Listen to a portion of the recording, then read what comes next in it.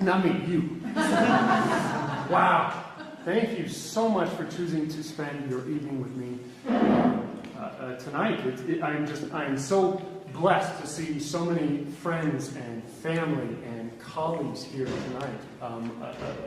Truly a sincere thank you for being here. I have a great program picked out for you this evening. And it features all American composers, and it has all kinds of music, and as you can see, we have a full arsenal at our disposal. And at the very end, I can't wait to share with you, it's culminating in a world premiere. You are going to be the first people to hear this, besides my wife. It's very exciting. It's a very cool piece. But before we even get into that, did you know that we actually started with a premiere of sorts? Tonight, we are debuting our new collaborative pianist. This is Dr. Jiwon Han.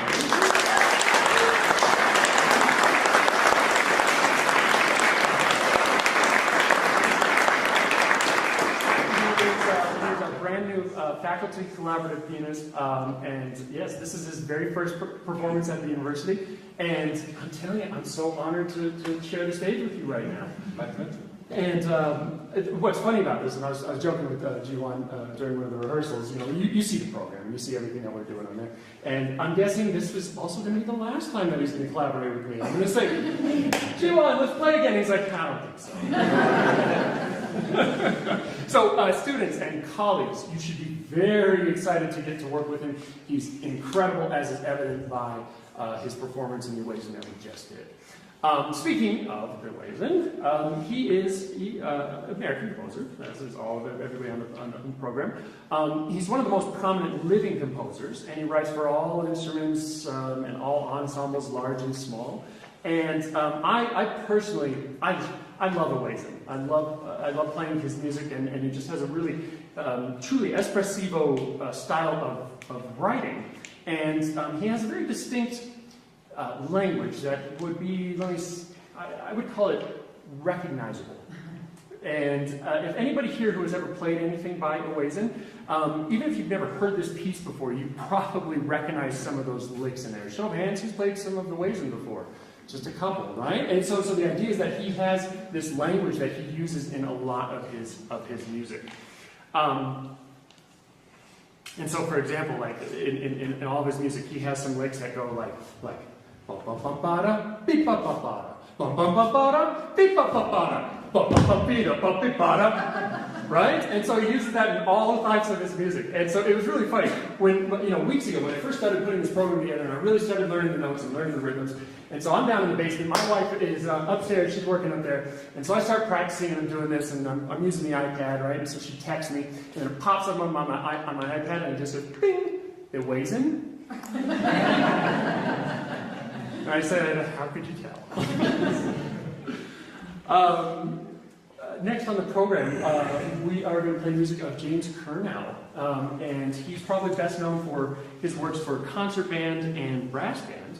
And he's a trumpet player himself, but he teaches a lot of brass. And this piece that I'm about to perform, he wrote it intentionally to work with his students to teach them the importance of playing musically and being expressive, regardless of the context in which they were playing. So he thought musical expression needed to be at the forefront of everything that you do. And so whether your music is slow and lyrical, or whether it's very technical and full of bravura, it needs to be musically interesting and expressive. And so he specifically wrote this piece to convey that. And ever since its inception and its premiere in 1978, it's been a staple in the Euphonium repertoire. And so I hope you enjoy Rhapsody for Euphonium by James Curnow.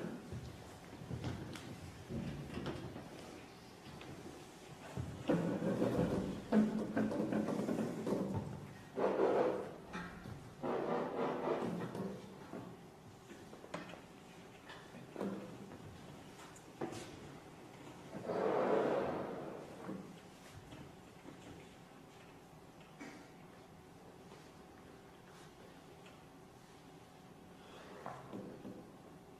you.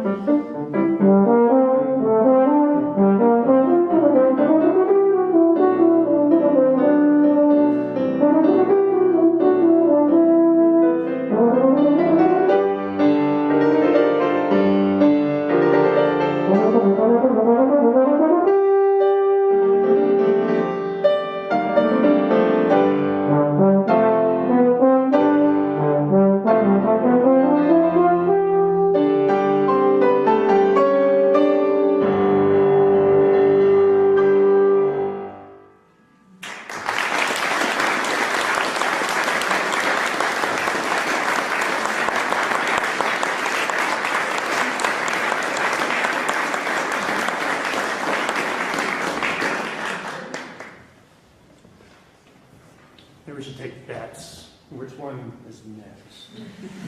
Small one. This one? This one actually.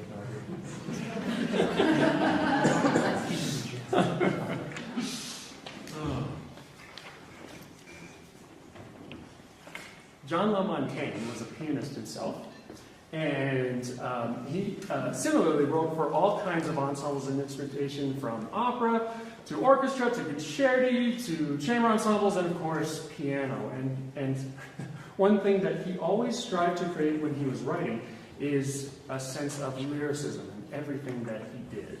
And Conversations, in fact, was originally written for piano and clarinet, and but later he adapted it for viola and violin, flutes, trombone, and marimba. The title itself, Conversations, alludes to a dialogue that is going to take place between the piano and I. And what's interesting is that sometimes, while we're having this conversation, sometimes we are, in fact, conversing. Sometimes we're in disagreement. And sometimes we're even just kind of speaking over each other. And even at times, we're actually saying the same thing, but at different times. And so I'd encourage you to look at the titles of the four movements, and I think the titles of the four movements will speak for themselves. Now, Montaine, for this particular piece, he took a particular composition style when putting this together. He wrote it in 12-tone serialism. So for my theory students, this is important for you to know, that the 12-tone serialism is made famous by Arnold Schoenberg. And basically, the idea is that it's based off of the 12 notes of the chromatic scale. And when you're performing, you have to use all 12 of those notes. What's difficult when you're doing that is it's very hard to distinguish a particular key, or when we feel at home within a piece of music. And there are various rules that you have to follow or break. So, for example, if you take and choose any of your 12 notes in the chromatic scale and you put them kind of at random, there are different composing techniques that you can do. And so you got all 12 notes and they're kind of all over the place, and you can take that, and then the composition technique is to take that, and then you flip it and you turn around backwards, and this is called in retrograde. And then if it's like this, you can take this and you can flip the octaves and you put it like this, and so that's called inverted. And then, of course, you've got inverted retrograde, right? Enough with the theory lecture, right? What I'm going to do right now is to show you kind of how this sounds and how this is put together. We're actually going to compose a 12-tone row ourselves right now. Somebody give me a pitch. F. F. I heard F. Somebody else. D. D. Somebody else. A flat. A flat, I heard. What's next? B. B. Next. E. E. Next. C sharp. C sharp.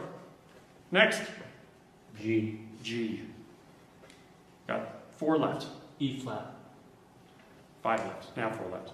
E flat. B natural. We got E natural. B natural. B natural. We have B natural. B flat. Thank you, B flat. All right. So we got 3 notes left. D flat. We got C sharp. Oh. I'll count that. How about C? C. We'll use C. All right. Last 2 pitches. We got F sharp and A. What's first? F sharp. My wife called out F sharp, so I better go with F sharp. Now the idea is, okay, so we've got F, D, A flat, B, E, C sharp, G, E flat, B flat, C, F sharp, A. That just gets stuck in your head already, right? So the idea is that you can take these pitches. I have to play them in this particular order. Now I can change the rhythmic duration of every single one of them. I can change the articulation. I can change the dynamic. I can change the octave. All of that is free game, but I must play it in this order. So what I'm going to do with the music that you just composed is see if I can turn this into some kind of coherent phrase. All right, let's see.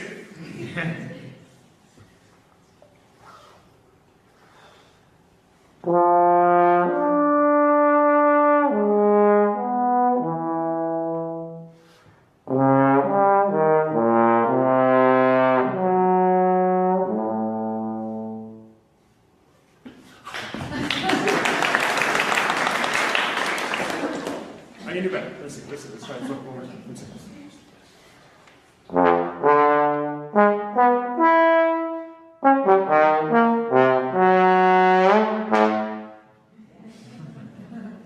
Okay, interesting. In retrograde, it goes backwards.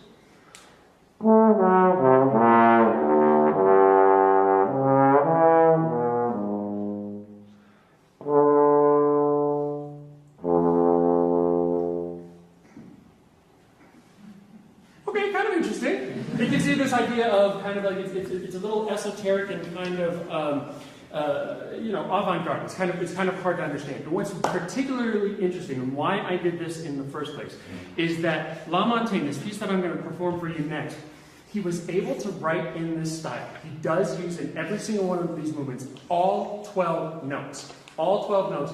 But he was able to achieve some truly beautiful melodies using this technique that you might not even realize that it's based in 12 tone. So I want to see, I don't want to necessarily challenge you, but as you're listening to this piece of music, listen for these melodies, but also understand that it is based off of this type of serialism, and I think he did an incredible job. So please enjoy La Montaine's Conversations.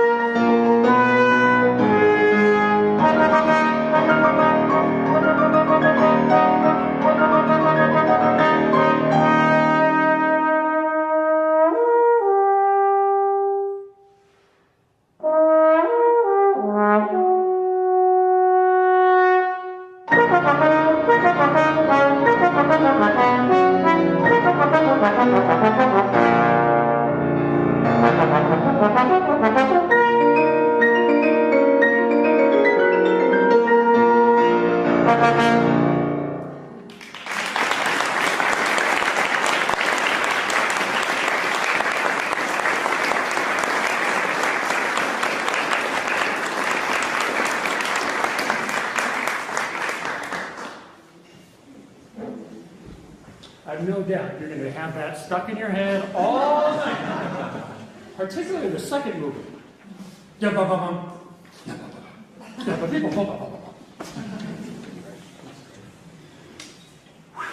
You know, I just realized the two pieces on this program that were written by piano players have the hardest piano parts. The Ewazen and the Montaine. It's almost like they knew what they were doing. Woo! Now for something completely different. Completely different. I'm Getting Sentimental Over You is a tune that was made famous by the incomparable and very pivotal Tommy Dorsey in the 1930s. Tommy Dorsey is one of the most important trombonists that shaped the future of our instrument. And that's because what he was able to do on the instrument is that he was able to demonstrate and showcase its ability for its true vocal and lyrical style of playing. He really was able to manipulate the instrument into a way that made it sound like the human voice, which honestly is something that we're all, as instrumentalists, we're striving to do. There's nothing more beautiful and more pure than the human voice. And so on our instruments, that's what we're striving to do. And nobody was better at it than Tommy Dorsey. While he performed, he also utilized, he was famous for his rapid slide vibrato. And if you've ever seen him play, like on YouTube or anything like that, he had this slide vibrato that was just absolutely immaculate. I mean, it was so fast and it was so precise in every note that he played, and he was just incredibly consistent. Now, why slide vibrato? Up until this point, on all the trombones that I performed, you haven't seen me use any slide vibrato. I used vibrato in the jaw. Tommy Dorsey used slide vibrato because as he grew up, while he was growing up, he would watch a lot of, or listen to and watch a lot of classical music, and particularly string players. And the idea is that as he's watching string players here, this is going to look terrible, I don't know how to do it, but he would, in the wrist, they would use the vibrato here, right? And on cello, they use the vibrato here. And so the idea was that if that's where they're using the vibrato, on trombone, we have a very similar mechanism. And so he thought that this is where the vibrato should be, and he just became a master at it, and it was absolutely immaculate. I want to share with you some of the lyrics that are in this tune. So the lyrics of Getting Sentimental Over You go as such. Never thought I'd fall, but now I hear love call. I'm getting sentimental over you. The things you say and do just thrill me through and through. I'm getting sentimental over you. I thought I was happy, that I could live without love. Now I must admit, love is all I'm thinking of. Won't you please be kind and just make up your mind that you'll be sweet and gentle. Be gentle with me because I'm sentimental over you. And I say that because I would like to dedicate this piece to my wife, who's sitting right there. Oh, that's exactly right. And the reason for that is because my wife is instrumental, in supporting everything that I do, in terms of my performance career and as a teacher. And so she's also been very supportive in leading me towards the production of this program. And not only that, but she has been hearing me work on this program for weeks. And so I would just ask that before we start, she's been an incredible support system for me. Would you just help me in thanking her? She's sitting right there.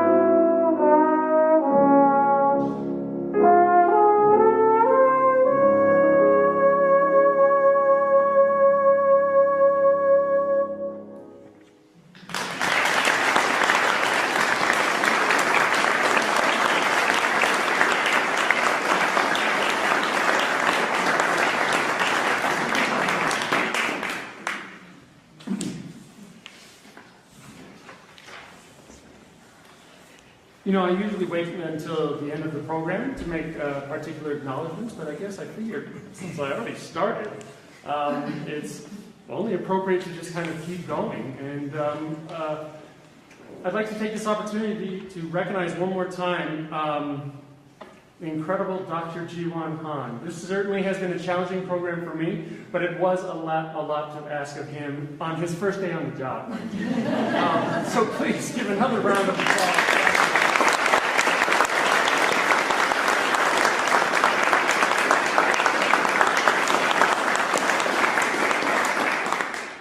I'd also like to acknowledge the lifetime support system that I've had growing up, which is my family, without whom I truly would not be here right now. I wouldn't be standing here in front of all of you.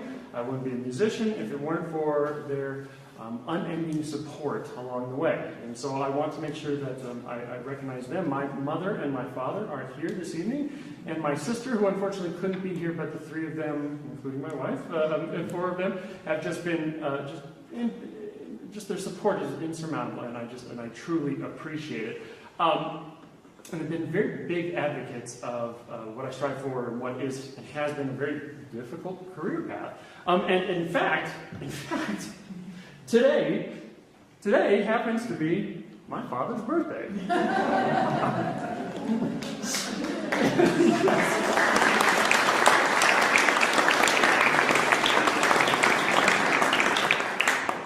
So I have a request. This is a music school after all. We work on our oral skills, do we not? Let us work on them now. His name is Mr. Watt, first, so you can sing it in the song.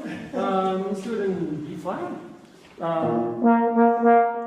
There's your first note, everybody sing. Here we go.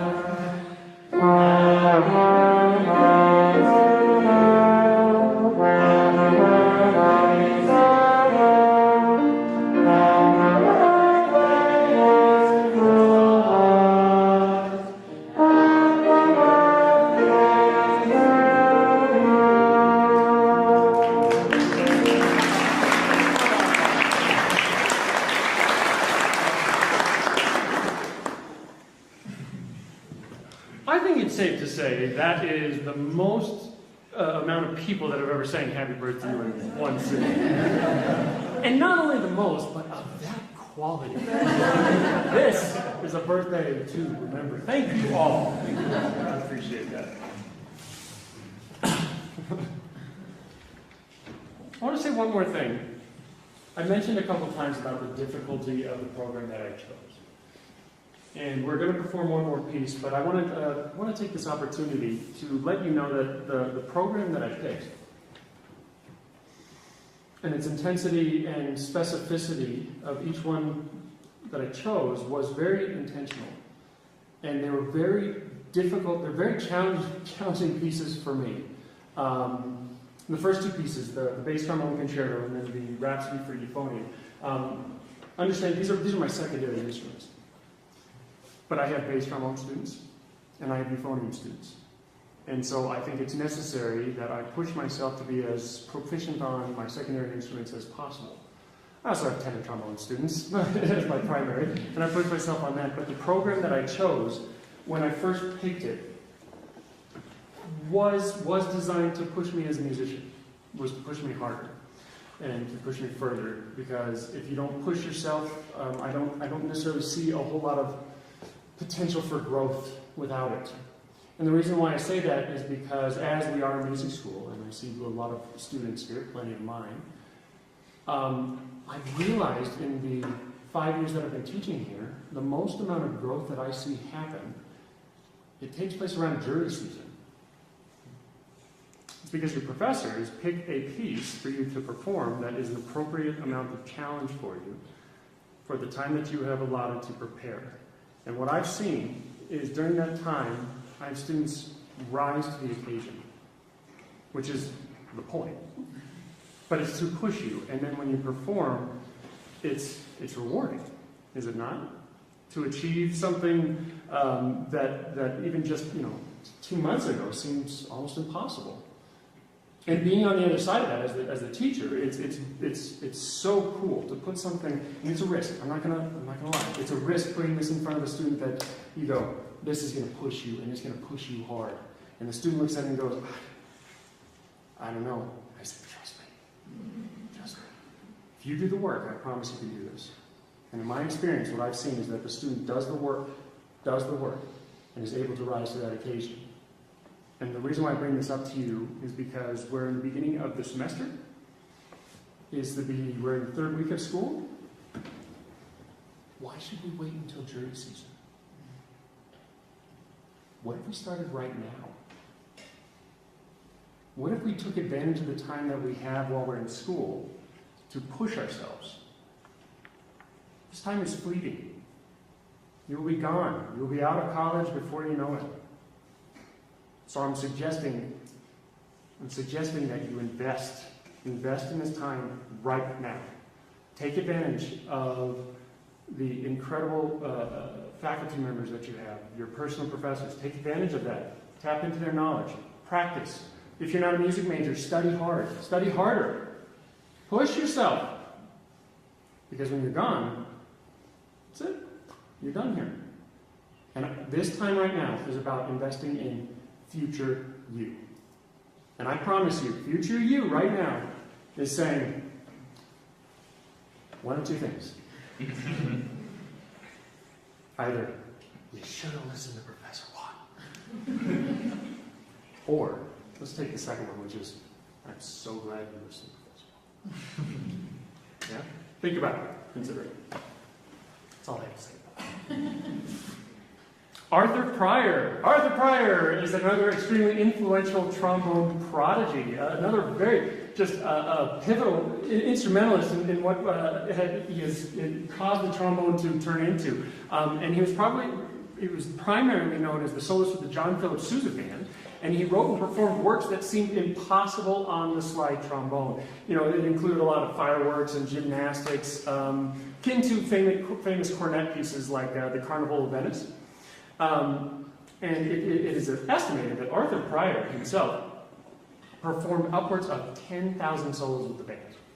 And there's this really great famous story that while the Sousa band was on tour and they were in Germany, that the German army band, the whole band was ordered to go hear Arthur Pryor play. And when they did, they were so amazed that they insisted that Pryor take his trombone apart. And because they thought what he did was impossible. They thought it wasn't natural. And there's one German was quoted as saying, "No one can play so well, it's a Yankee trick."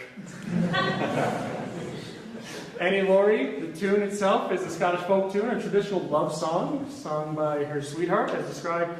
And the song describes her fairness and beauty, where the last line is, "And for Bonnie Annie Laurie," I won't do a Scottish accent, "I would lay me down and die." So it's another song. I guess I'm realizing there's like a theme in what I'm doing. There's a lot of songs and lyrical things. Maybe that says something about me.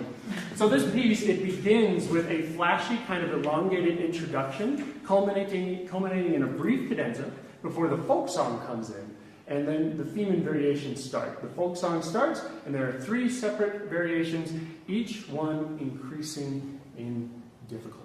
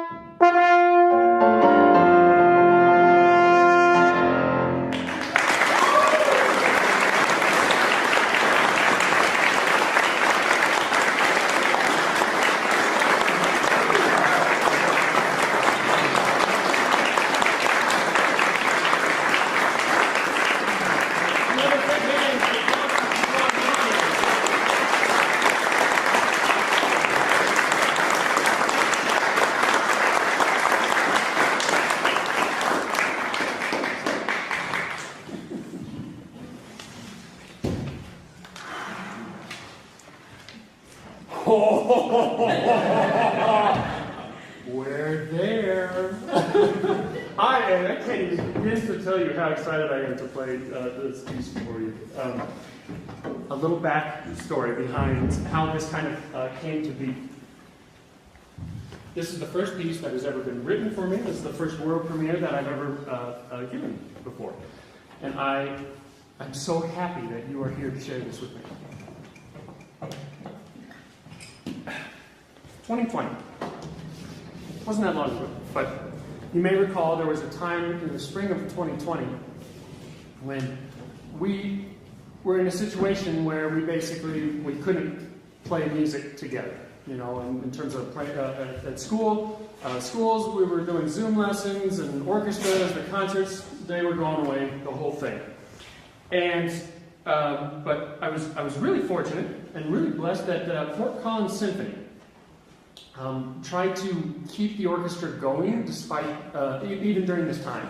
And so they put together a concert in the spring. And so they got the orchestra together in the hall. No audience was there, and the whole orchestra was set up to record. And then they would put the recording on YouTube. And during this time, you know, my bass trombonist in particular, he was warming up, and he was playing this lick. He was playing this really cool thing on his trombone, and I came up to him and I said, Kyle, what is that? That's really cool. And he goes, oh, I found this composer, and he wrote this music. This is a concerto for contrabass trombone. And I was like, that's really cool. He goes, you think that's cool? You got to listen to this. And so he took out his phone and put on some headphones. There's digital audio accompaniment that goes along with it. And when I was listening to it, it was like this insane, like cinematic orchestra over the top. It had a full choir, it had a rock band, and the whole thing. And if anybody knows anything about me, I am all about that stuff. My students will tell you we use the drum machine in our lessons every single week because I don't like metronomes. Drums are more fun. But so it was just this really fun music, and so.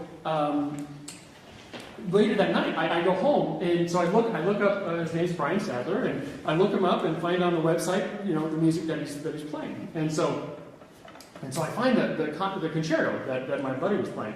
And so I listen to that, and I listen to the music, and I was like, yep, I gotta buy that, add to cart. And then I see there's a whole bunch of other pieces that he has written during this time. And this is all part of what is called the Quarantine Collection. So he was writing music, and the whole purpose behind this was that during this time, if we were not able to play with each other, play in an ensemble, which is what we are designed and what we desire to do, if we can't do that, Brian was like, well, I'm going to take digital accompaniment, and I'm going to provide just an exorbitant amount of players for you to play with at home. I mean, we're talking huge orchestra, like I said, with a choir, with a rock band, like with just this entire thing. So I started going through all of his music, and I listened to it, and I was like, oh, I gotta have that, and add to cart. And I listened to another thing, and I go, oh, well, that's really cool to add to cart. I end up buying his entire library. I'm like, this stuff is insane. This is so cool.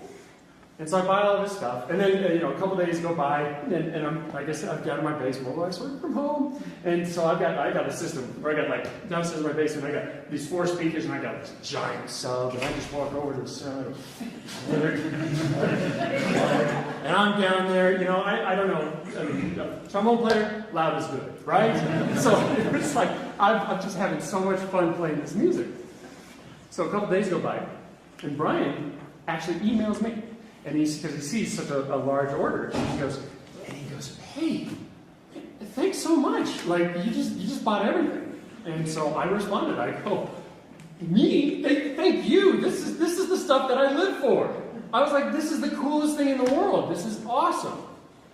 What happened was when I responded, he saw on my email, I have on my email signature, Trombone Euphonium, University of Wyoming. Maybe this guy's legit. So he looks me up. On YouTube, right? And he starts finding some various recordings and things that I've done, recitals or other projects that I put together. And so he goes, maybe a week or 2 goes by, I get an email from him. And he goes, hey, I wrote a new piece. It's a duet for tenor and bass trombone. Just thought you'd like to know. And so I got this duet with the accompaniment, and I was like, oh, this is great. I'm going to tell him thanks by recording it for him. And so I recorded the 2 parts, put it in the track, and I sent it back to him, and I was just like, hey, thank you so much for sending it. I thought it was just like, thanks for buying all my stuff, here's a free piece, right? And so I said thanks by recording it. Well, he takes my recording, and he puts that as the example on his website. Puts it on YouTube. Right? And he's like, here's the new piece, releases it. And it's like, and the piece is called Watches of the Night. And he's like, Watches of the Night, performed by Daniel Watt. I was like, okay, all right, okay. And so I thought that was it. That was it. Maybe a couple weeks later, he goes, damn, I wrote a new piece. And so I go, yeah? Okay. And so he sends me this new piece. And so same thing. I go ahead and I record it. We start talking, and it's like, yeah, I'm honored. I'm truly honored that you're taking my recordings and think that they're of quality enough to put on your website and to use as the example to sell to, the world. And so we start doing this and start recording different things, and I record some of his older stuff. There's a piece that he wrote for Euphonium. He was like, can I have the trombone version of it? And I was like, yeah, sure. So I start doing this, and after a while, I think I recorded probably 3 things, at least, maybe 3 or 4. And he goes, hey man, I really, oh, by the way, I should let you know, Brian Sadler is musician first class, and he's a trombonist and arranger with the U.S. Navy Fleet Band. And at this time, he was stationed in Italy. And so we were off by 12 hours, when we would, converse on these things. And so, but at one point he goes, hey man, I think I should be paying you for these recordings. And I said, I got a better idea. How many recordings do I have to do before you write me something? And so we started to work out a contract. And it was like, okay, so let's see. You cost this, and the recordings work this, and this kind of thing. And we worked out this whole contract and this whole thing. And so if I recorded all these things, he would write me this piece. And so I did that, and that's great. You can hear all the various recordings that I've had, and I have to record this piece. But the really fun part was we started talking about what this piece would look like for me. And so I said, okay, Brian, this is what I want. This is what I envision. I want this to be the hardest piece you've ever written. Spoiler alert, moral of the story is be careful what you record. And so he starts writing this stuff, and there's licks there, and I'm just wide-eyed, and I was like, okay, let's talk about this. What is this actually going to look like? But what was so fun is, especially over the course of this summer, he had put together more and more things to the point where he was really interested in the collaborative process. And through this, I was truly blessed because I got a chance to give my inputs. Sometimes composers can say, yeah, just play what I wrote. But I have thoughts. I have opinions. My students are laughing. So he really worked at me. I was like, well, what about this? This doesn't make sense to me. I don't know how this really flows, how this works. So we really were able to collaborate on it, and it was a really special treat for me. I mean, honestly, I was telling him, this is kind of the culmination of my career, if I'm being honest. I've never done anything like this. I've never done anything so cool like this. So I get to premiere this piece for you. A little bit about it. Battle rhythm, the name of the piece. What that refers to is battle rhythm is the routine of preparing and executing a deployment in the military. So they call that the battle rhythm of everything that they have to do in order to execute the deployment. But he also said, of course, obviously, rhythm, the musical term, right? So it fits that way. So this piece is cool. And for the first time, he's actually implemented other things. So you will hear this grandiose orchestra. You will hear this choir singing. You will hear, at one part, rock drums and electric guitar. It's very cool. But he also implemented in ambient background noise for the first time, such as wind, rain, thunder, and as the disclaimer says on your program, wartime sounds. And the idea is that and to quote Brian, he said that the result is an immersive experience that transports the performer and the audience to distant land rife with war, but brimming with hope. And so I hope you enjoy the world premiere of Battle Rhythm by Brian Sadler.